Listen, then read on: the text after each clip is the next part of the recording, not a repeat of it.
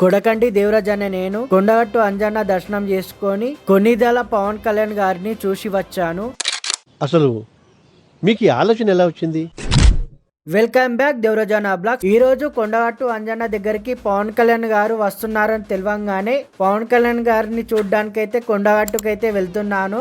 నేను అక్కడికి వెళ్ళేలోపు సుమారుగా 12 అయిపోయింది. కొండ మీదకి అలవలేదని చెప్పేశారు. అయితే పవన్ కళ్యాణ్ గారు ఇక్కడికి వచ్చి వెళ్తారని తెలియంగానే అందరం కలిసి అక్కడికే వెళ్ళిపోయినాము. అయితే అక్కడ చూడండి, గుంపు చూడండి ఎంత మంది ఉన్నారో. ఆ గుంపులో నేను ఒక్కరిని ఎట్లా కనబడుతున్నా.